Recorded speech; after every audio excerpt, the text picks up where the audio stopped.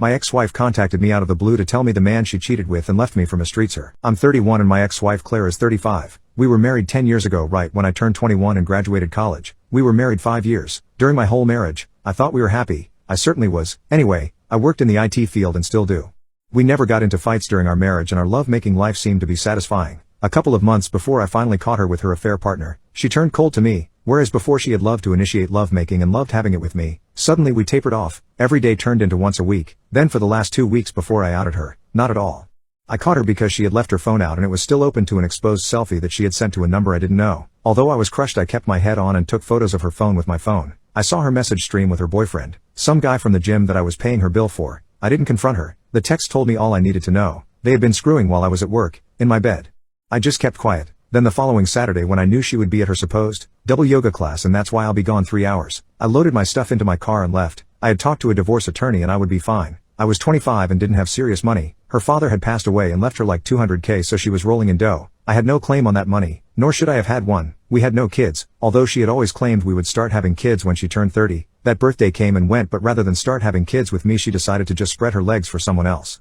Although I was the sole income earner, she was in possession of a vast amount of money, by my standards, and also had a college degree and was a school teacher for 2 years before we got married. The divorce papers were left on the kitchen table. She of course blew up my phone later with all kinds of apologies and begging and pleading, but I ignored her. A lot of her friends tried to call me and left nasty messages about how I was a coward and never loved her, otherwise how could I ghost her? I ignored all of them.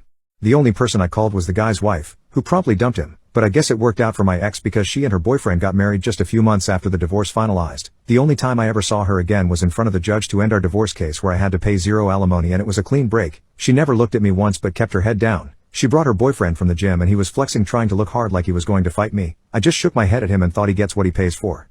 I've been on dates since then and have made love a few times since then, but have never been in a long-term relationship since. This was my own choice. In a lot of ways I'm not over my relationship with her. I don't love her anymore, but I'm turned off to loving anyone now. I reconnected with some of my friends I had neglected during my marriage since my wife disapproved of me being friends with anyone. Facebook used to be an app I used, but pretty much anyone I care about I already see and converse with face to face or on the phone, so I never use it anymore.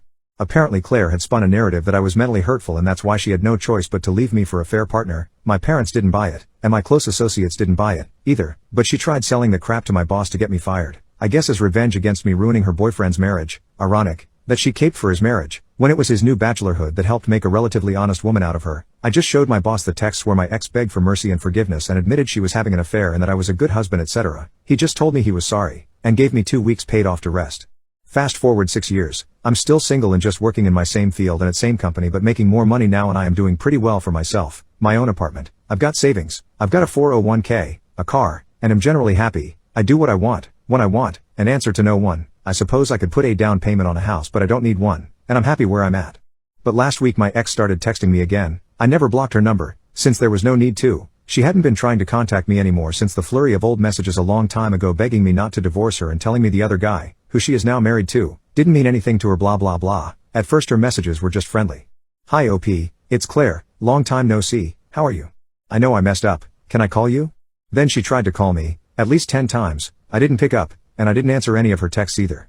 OP, this is still your number, right? I talked to a mutual acquaintance and he says this is still your number since you replied to him on it. Please talk to me. She then told me how much she missed me and how I was the only man who was ever good to her. Then she started sharing information. OP, a fair partner is such a bastard. He hurts me, I don't know what to do. I made the biggest mistake of my life throwing you away. You were the best thing that ever happened to me.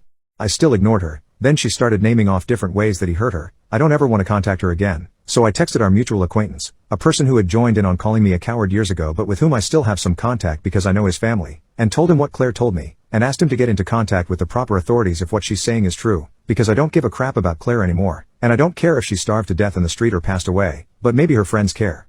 I actually used those words. Looking back, it's obvious I do care, if I bothered to try to send such a hateful message through an intermediary, but I didn't want to get involved otherwise. I also think Claire is trying to manipulate the former nice guy I used to be. The old me would have rushed to her rescue and be a shoulder to cry on.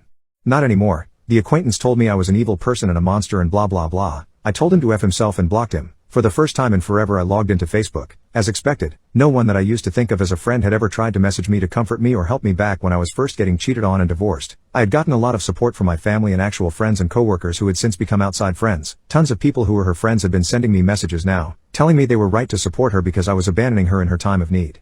Like seriously, what the F? What am I supposed to do? I'm her ex-husband and someone she cheated on. They know about the alleged misconduct on the man's part, so as her friends, what are they doing about it? I'm just some guy she used to know. And who she hurt. I kept on getting the abuse. I screen captured all the texts she had sent me recently as well as years ago. My number never changed, and I never delete anything. And have decided to stop taking high roads on social media and just plastered all their feeds with her texts where she begged me to take her back and she admitted to cheating on me. Finally they left me alone. Now she is still texting me complaining about what I said to the mutual acquaintance and accusing me of never loving her and that I was an evil person. I never replied to her. I feel good about what I did, and in my own sick way, I feel like I have closure. Claire, if you're reading this, F off. I regret rejecting him, so I have a best friend who we'll call Jay, who's also my schoolmate, classmate, and we live in the same residential area. A little description on Jay: he's tall, handsome, athletic, fit, smart, funny and sweet. He even has good hair and the most beautiful eyes. Jay and I had been friends from kindergarten up till high school. When we were in primary he confessed many times, but I only considered him a friend. I never saw him to be as handsome and amazing as everyone else did, because I saw him almost all the time of my life. About a month and a half ago, Jay once again confessed to me. This time he did it more maturely and more in a sweet way that I actually felt butterflies in my stomach, but I wasn't sure I felt the same. His confession did really make me think of it, but I really valued our friendship more, and I didn't think I felt anything for Jay, so once again I rejected him in a way I regret to this day. I laughed and said, "So I'm still your little obsession? Grow up and move on already, Jay." His face after I said that made me regret my words. He didn't laugh like I did. It seemed like he was fighting back tears. I honestly didn't think he was being 100% serious, because he would always say how he will confess 100 times a week to wait for me to say yes. Jay just walked away and left. He didn't come to school the next day. He didn't come outside when I went to call him to walk together to school. He ignored my calls and texts, and when he did see them, he never responded. At first I was angry at him. Why was he taking rejection so seriously? I already rejected him enough times for him to get used to it. That's what I thought then. But the more I didn't get the notification of his text, his random FaceTimes, the goofy TikToks he'd send me, the more I didn't get to see his name pop up on my notifications. I felt bad. I had made so many tries to text him when I finally sent him an apology of a paragraph, but it was then I found out. He blocked me. He came back to school after missing 2.5 weeks out. Those 2.5 weeks I thought of him always. Our desks were together, so I'd zone out while staring at his desk. One of my friends even told me I might have fallen for Jay, but I denied it. I denied it until I saw him when he came back. Jay looked like a whole different person. He had dyed his blonde hair jet black and had gotten an amazing haircut. His aura completely changed as soon as he entered the class. Everyone looked at him and I did too. He sat down at his desk and didn't even turn to look at me. Everyone came and showered him with compliments about his good haircut, and he suddenly had the most charming smile as he thanked everyone. Well, everyone but me. I turned to him with a happy smile and said, "Black hair really suits you well. You look so handsome." But he ignored me and continued to speak to this other guy, who even stopped talking so Jay would react my comment, but nothing. He ignored me the whole morning, and when our homeroom teacher came he asked to switch seats but was denied. He ignored me and hang out with the people he knew I didn't like. He always walk away when I tried to talk to him. I had actually come to accept that I liked him back. I even asked my friends and my sister and even my mom if feeling certain ways after he left meant I liked him, and my mom said, "Maybe he just needed to leave for you to realize how much you care for him." And my friends and sister said the same. I decided to go and tell him the day after he returned. I didn't get the chance in the morning because he went to his new friends, and when I tried to talk to him he went away. I felt so bad that I went crying in the girls' bathroom. I regretted it. I regretted it so much. I wished I had just accepted his feelings then and tried to see if I'd fall for him with time. I shouldn't have waited this long. He ignored me completely and acted like we were never even friends for the rest of the days that followed. I had enough of it though. Since he had me blocked everywhere, I took my sister's phone and sent him a long message confessing my feelings, apologizing and asking him if we could be friends again, and telling him how much I missed him. I begged him to talk to me and really hoped he would see it. Now I'm waiting for his reply. I feel so distressed I want to cry. I feel anxious. I feel like he'll make fun of me, or reject me, even worse, but I'm ready for any response as long as he talks to me and reads my message. I don't care if he hates me now. I know I made him angry and I want to fix it. I feel sorry for how mean I rejected him too. Sorry for my rant. I disowned my son for being gay, and it was the best decision of my life. My ex-wife and I had our son right out of high school. We were both 19 at the time and decided to keep it, and a year after his birth we got married. I won't get too much into the details, but his mother and I had a rough marriage, and by 24 we were both divorced and moved on with our lives. I've had primary care of our son throughout his life, while she has had a lot of visitation and had him stay with her at various lengths.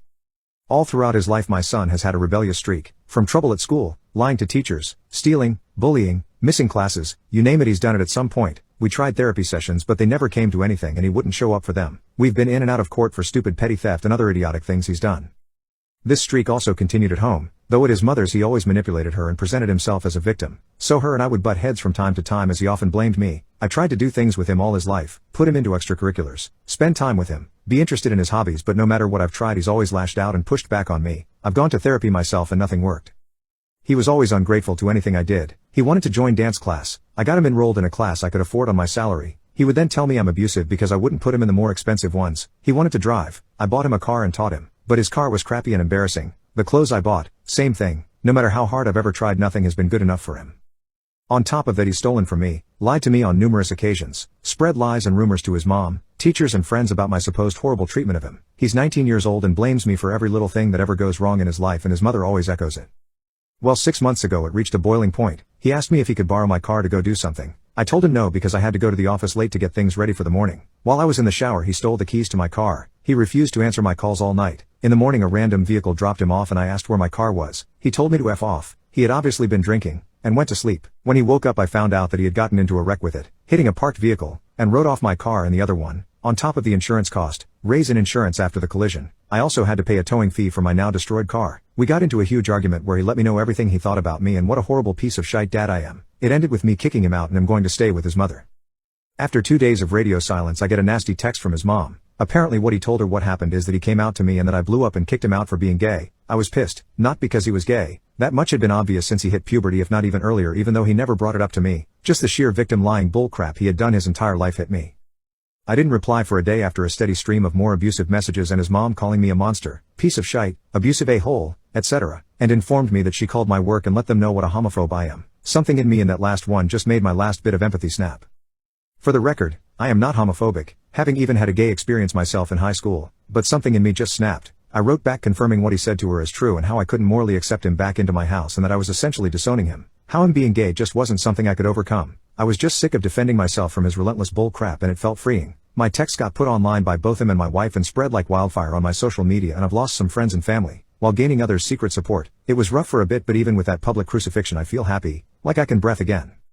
He sent me messages and tried calling me, but I just reiterated what I said to his mother, that I didn't agree with his new lifestyle, and I figured it could be another thing he could be a victim about, and he could stay angry at me and just stay out of my life for good. After a while he just stopped trying. My boss pulled me aside to talk to me and he congratulated on taking a stand against degeneracy and that my job wasn't at jeopardy. I was also forced to sit through some Bible-thumping conservative rant about the state of the world, but he couldn't say anything about it because of snowflakes or some shite. After that he's been really nice to me, even giving me a better position in the company with a pay raise. I plan to use my new position to negotiate a good salary at a new company. I'm not going to stay working for someone with these crappy values and opinions, plus he won't stop inviting me to dumb events. All in all, things couldn't have worked out better for me. I will remain a closeted LGBTQ supporter and my son can stay the heck away from me and spread his narrative of how I kicked him out for being gay. Sorry for the long post. I had a lot more I could have added, but it was already a lot. How do you summarize a child's entire life? I asked my girlfriend to come up with reasons why we might break up, and now I deeply regret it. My girlfriend and I were lying in bed last night, cuddling, when it dawned on me all of a sudden that none of my friends were in relationships anymore. All of them had broken up with their partners within the past few months, which was more or less the same length of time my girlfriend and I had been together. I shared this revelation with my GF mid-cuddle before asking her what I thought was a funny and harmless question at the time. I asked her what she thought would be the end of us and encouraged her to come up with ridiculous reasons only. Full disclosure, my girlfriend and I were both high during the inception of this mess up, so keep that in mind if some of our actions come across as somewhat random. Anyway, so as per my question, my girlfriend provided the following reasons that would cause our relationship to crumble. 1. If I stopped showering. 2. If during lovemaking I said, I'm gonna cum ... 3. If I lived on the 13th floor. 4. If I PSST at someone whose name I knew. 5. If I used a spoon to drink tea or coffee like it was medicine. 6. If I literally licked my thumb before turning to the next page of a book. 7. If I found out she had a toy replica of her ex's schlong. I paused my girlfriend when she got to the 7th reason and asked her if number 7 was something real or ridiculous because it sounded a lot less random than the other reasons. My girlfriend said it was both real and ridiculous while laughing because at that point the atmosphere in the room was still lighthearted. I asked her why she still had her ex's fake thingy in her possession. She shrugged and said it was a decent toy. I was about to ask her if she still used the toy, but she predicted my question and said it's been a long time since she used it. I think my face was beginning to show my mixed feelings because my girlfriend decided to tickle me out of the blue until I laughed. I did laugh, thanks to the tickle, but I was unable to forget about the Clone a Willy situation. It was bugging me. I had to see it, so I asked my girlfriend to show it to me. She reluctantly agreed to show it to me if I promised to file this whole situation under something that means nothing and move on. I promised. For someone who said she struggled to remember when she last used the toy, my girlfriend didn't even have to think about where she stored it. Just in case it's unclear, we were in her flat. As soon as I witnessed the clone thingy with my own 2 eyes, I knew, oh yeah, that was gonna live rent-free in the back of my mind. Of course it was big. I mean, what other size is there when it comes to exes? My girlfriend asked if I wanted her to get rid of it. My mind said yes, but my mouth said it was her choice. She shrugged and said it was just another toy. I said a promise is a promise before deciding to make us some coffee, which I drank with a spoon. Playing the breakup game was not the smartest decision on my part. Now I'm cursed with the knowledge that my girlfriend not only kept her ex's clone thingy, but most likely used it whenever she wanted, which may or may not have been during our relationship.